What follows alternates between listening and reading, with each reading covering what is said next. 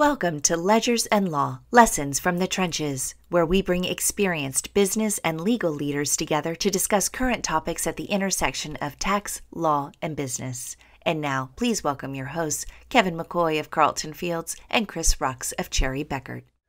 Good afternoon. We're back. This is a podcast collaboration between Carlton Fields and Cherry Bekaert. We're bringing you episode 2 of some of the latest issues that are affecting our clients from an accounting and a legal perspective. I'm Kevin McCoy. I'm a shareholder in the Tampa office of Carlton Fields. And I have with us today Chris Rux and Barry Weins from Cherry Bekaert. So Chris, take it away with some introductions. Yeah, so I'm, again, Chris Rux, an audit partner in our Tampa Bay practice for Cherry Bekaert. We have Barry Weins, who is one of our tax experts, also in our Tampa practice. And our goal here today is just to discuss, really when you're a startup company, what type of entity types or, issues should companies be considering as they, navigate that world.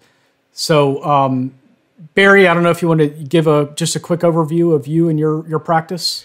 Sure, Chris. I'm a member of what we call the Professional Practices Group, so I serve as a resource for all of our offices in areas focusing on transactions, C Corps, S Corps, partnerships, things along those lines. So we do talk with a lot of clients about how to start out their business and the different options they have available to us. So perfect. Barry, that's a great segue. Could you maybe share with us a high-level discussion of the advantages and disadvantages of various entity types and what people need to think about? I'm thinking in terms of when they're ready to exit. So what decisions do they need to make at the beginning in order to be successful at the end? Certainly, Chris. Thanks.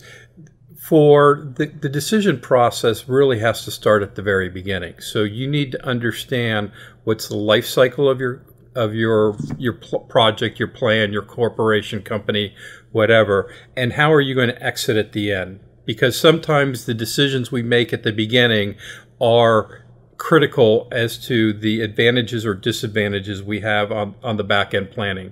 So you really need to stop and think what's going to happen at each of these different cycles at the startup, as I raise additional capital, then ultimately on the exit. So generally there's 2 types of entities that we think of. You have a C Corp, which is a taxable entity in and of itself. And then you have what we call pass-throughs. Pass-throughs can either be partnerships and S Corps. And like the name, what it means is all of the income is being reported at the individual owner's level. So the main disadvantage with the C Corp is that there's a double level of tax. So the C Corporation itself pays a level of tax as it earns the income. And when it distributes those profits out to its shareholders, their tax generally is dividends. So you have 2 layers of tax. With pass-throughs, generally there's only 1 layer of tax. So the tax is at the individual level. It's not necessarily at the entity level. And then distributions can be taken on a tax-free basis because the tax has already been paid on that. So the levels of tax are the main difference and where it gets taxed. The rate of tax is obviously a difference too. Inside a C Corp right now, it's 21% plus state. And then when it's distributed out to the shareholders, it's a potential another 20% tax. With pass-throughs right now, if you qualify as a qualified trader business under what we call Section 199 Cap A, you get a 20% reduction in essence in your tax rate, bringing the top tax rate for an individual from 37 down to 29.6. So if you're looking at 29.6 versus 21, and then the exit, the other advantages on a pass-through, generally on an exit, you could get as low as 20% tax rate. So there are some different tax savings, and it's a question of cash flow in the interim versus exit strategy and the level of tax there. So Barry, what if a company makes a mistake and we're past that initial stage? Is there flexibility in terms of changing an entity type prior to exit in order to have more tax savings? Sometimes. There's not a definite answer. There is some flexibility. However, moving from a partnership to an S corp or a C corp is generally a tax-free transaction. Going from an S corp to a C corp is generally also a tax-free transaction. Moving out of a C corp into an S corp, you can generally do that. There are some issues with what we call built-in gains, but after a 5-year period, those go away. But you cannot go from a C corp to a partnership. That can be a very expensive transaction, and it's very hard to do. So if you're uncertain, generally start out as a partnership, because we can move easily into the other type of entities if at the different times you get different funding levels. Those investors may want different things. So if you're going to start out and you're not quite sure, a pass-through is sort of as a partnership is generally going to be the safest place to start. Barry, when you first described the C Corp, I was struggling to find any advantages as you were describing. You had me at double taxation as quite a turnoff. What would be a consideration that someone would put into a potential advantage of a C Corp? Because I didn't hear many there. If you have international operations, there are some advantages, but there's another code section that we refer to as Section 1202. And if you can obtain 1202 status for your C Corp, then there's a significant benefit and elimination of some of that double taxation. What the Section 1202 does is if you qualify, then when you sell the stock of your C Corp, you can exclude from income up to $10 million or 10 times your cost basis. So if you put in less than $1 million, I can exclude up to $10 million from tax, zero tax. If I put in more than $1 million, I would multiply that by 10. So $2 million investment times 10 is a $20 million exclusion of gain from tax. So that is very powerful. And even dealing with an exit strategy where you do an asset deal to give the benefit for the buyers, you then can wind up limiting yourself to only one level of tax inside the corporation at 21%, which means equivocal to the exit on a pass-through. If you can fall into that window, then C Corps look very attractive because they also have a lower tax rate on your cash flow that you're generating from operations during the interim. Does the size of the company factor into any of these decisions? I mean, I think a lot of the times we're dealing with folks who start off as just, this is an idea, they go through the, validation process and then into growth, and then they get bigger. But say you're coming in with an established business, how does the size of the company impact this analysis from a tax perspective? So from a 1202 perspective, so this really good benefit, the company has to be less than $50 million. And there's a couple different tests on the $50 million. Some are based on a value, and some are based on what's your historical cost basis for the assets. So assuming we're talking less than $50 million, then either one we can start out as. It's not really dependent. It's if you're over $50 million and you want some of these other benefits, then a corporation, as you said, you've got the double level of tax. You're not going to get the 1202 benefit, and you really then need to just figure out what the economics of the transaction are. So Barry, regarding this 1202 benefit, if you, as you mentioned before, the safest way to start is as a pass-through entity. If you convert to a C Corp, can you still get that 1202 benefit? Because that seems pretty powerful on an exit. You're correct. It is very powerful. But one of the requirements for the exit in order to take advantage of this is you have to have held the, quote, stock for more than 5 years. If you're a pass-through, the time period that you own it prior to it converting to a C Corp will not count. And we have to be careful in the manner in which we convert you from a pass-through to the C Corp in order to make sure you qualify. But then you have a 5-year holding period. So that's the only disadvantage of starting as a pass-through, is that time that you're a pass-through does not count toward that 5-year requirement. And that's really one of the biggest challenges with 1202 stock, is you don't know when that exit's going to be. When is that buyer going to show up? When is your product or service going to be ready to really monetize that? Before 5 years, you're out of luck. Once you get past that 5 years, then you wind up with a benefit. Not only that, that benefit only is available to individuals. So if you have corporate owners, they're not going to get to take advantage of that. So you can have in both pass-throughs and C Corps, the entity selection type will have a different tax impact depending on the different types of owners you have. Can you just explain that a little more, Barry, in terms of the types of, what do you mean by the types of owners, if you can give us an example? Sure. So if I have a C Corp, and let's say I have individuals or trusts or pass-throughs who own it, and they own it more than 5 years and everything qualifies, they can take a benefit of 1202. A corporate owner who owns the stock does not get any benefit. So they could wind up with the double taxation, or they could wind up being taxed on the sale while other shareholders may not. And because of the 5-year requirement, you could have shareholders coming in after the date that don't qualify. So the 1202 is particular to a shareholder. It's not particular to the company. Are any of these decisions lend themselves more to one industry type versus another, or is this just general across the board? It doesn't matter if you're building widgets or you're selling services or somewhere in between. So I would say generally, if you're dealing with real estate, those are almost always in pass-throughs. Real estate inside C Corps is not a good idea. If it's part of the operating business, that's a different story. But if it's a pure real estate deal, those are always partnerships because of a lot of different reasons and the flexibility we have with structuring the economic arrangement. Other than that, it's all going to depend on the type of business, your investors, what they desire. We have a lot of people who say, oh, I need to start as a C Corp because investors later on are going to demand it.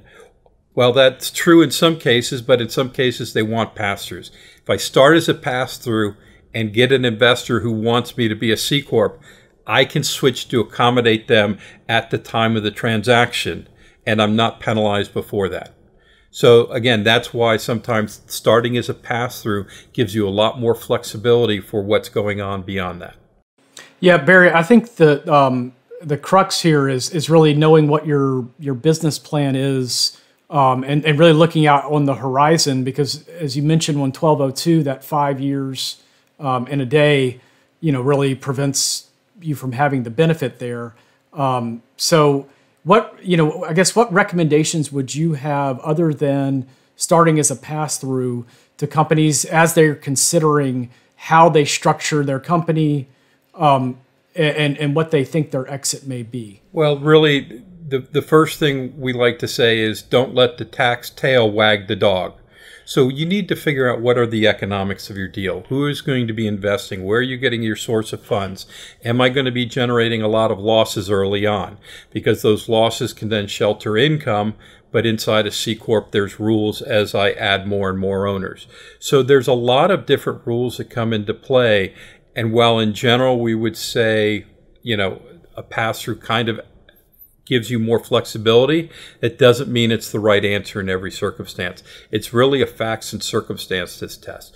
Figure out what the economics are, who your investors are, who are they going to be, what type of returns are they looking to, what flexibilities do you need, and that's really what should be driving this, is what makes sense from an economic perspective, and then figure out, can I enhance the economics through tax planning?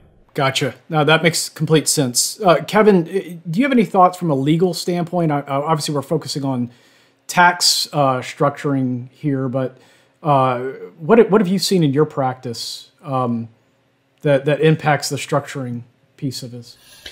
Well, I usually encounter it on the back end because I don't do transactional work, but I see it on the back end when there is a partnership dispute. There's a log jam of partners and no one can figure out who has the majority, or they're deadlocked. And so those present their own challenges. Obviously, if you can have more freedom in the, what I'll call the pass-through partnership type arrangement, and you trust the people that you're doing business with, that's great. And you don't have to deal with some of the administrative and overhead levels of bureaucracy that maybe come with a C Corp arrangement. But, it really depends on how closely do you trust your business partners. And unfortunately, by the time they get to me, they're usually, nobody's trusting anybody and everybody's ready to duke it out. And I find that in the partnership scenario, more often, you have people who are closer to the business. They are more emotionally invested in the business than when I represent a corporation. Maybe the people who are in management of the corporation, they didn't start the business. They aren't the founders. They're the next generation of management after a transaction.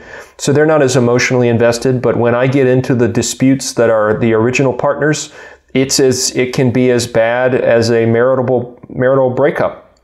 Folks are fighting over, in marriages, they say people fight over the toaster. You would be shocked at what people will hold out for in a business divorce among partners or a LLC or one of those types of arrangements. So I don't really, to me, it really comes down to know who you're doing business with, and that's a big driver, I think, on the front end in terms of how you set this up, what protections are there, especially if you're doing a partnership deal. But then on the back end, like I said, by the time they get to me, everybody's mad at everybody. Yeah, no, I think that's a very fair summary, is know who you're getting in bed with, if you will, and then also planning for that exit ahead of time so that there are no surprises and you don't have that marital breakup, if you will. Obviously it may still happen, but if you can put precautions in place from the get-go, I think it would be very helpful. Yeah, I'll add to that one other piece. I get this from people all the time who come to me and they say, listen, this is an uncomfortable conversation. I've known this person my whole life. We're going to go into business together. I don't really I think they'll take offense to putting this in, like I don't trust them. And my response to that always is, you have the agreements and you have the provisions in the agreements, not for right now, it's for when everything goes to hell. You have contracts for the scenarios that are uncomfortable in the future. That's why you write it all out. And if you don't want to have those conversations now, that's fine. But if this plays out in the worst type way, then you're going to be exposed. And nobody ever thinks that their business partner is going to do them wrong or double cross or cheat and steal or anything else, or take opportunities for themselves. But it happens every single day, and it happens every day to people who never saw it coming. And it's because a lot of times they just didn't want to have those uncomfortable conversations on the front end. So if there's a legal takeaway to today's discussion, that's what I would say is, don't be afraid if you're going to get into business with somebody, be mature enough to have those hard conversations about what happens if everything goes bad. Yeah, I think that's a great point. And if you're unable to have those conversations with that person, then you might not really want to be in business with them in the first place. Yeah. I think that's, kind of wraps up what we, wanted to cover today.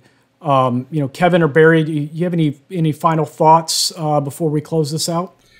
Now, again, I think it's upfront planning, and as Kevin said, even for the bad situation. So you want to plan for the operational aspects, and you want to plan for the tax aspects. So all of those go together. No one of them is going to drive or make the difference. But again, this is a business. You have to make the business decision first, and then layer in all these other things. Yeah, I think Barry said it about as well as you can say it. Fair enough. All right. Well, hey, Barry, Kevin, thank you for your time today. Really appreciate it. I thought some really great insights. And we'll follow up with more discussions as our audience would like. Yep. And for all of you listening, you can find this content on the websites of Carlton Fields and Cherry Bekaert. And for those of you who are in the space looking to launch a business and get some free insights and some planning, Carlton Fields has a resource, Launch to Thrive, available that you can find free resources in terms of typical form documents and other things that may be useful as you're trying to get your arms around literally birthing a business and getting it off the ground in those initial stages. So this has been a great discussion. We look forward to a next episode. So Chris, Barry, thank you so much. Thank you. Thank you, guys. All right. You've been listening to Ledgers and Law, Lessons from the Trenches with Kevin McCoy of Carlton Fields and Chris Rux of Cherry Bekaert. This podcast is intended for general information and educational purposes only and should not be relied on as if it were advice about a particular fact situation. The distribution of this podcast is not intended to create, and receipt of it does not constitute, an attorney-client relationship with Carlton Fields or client relationship with Cherry Bekaert. Thanks for listening.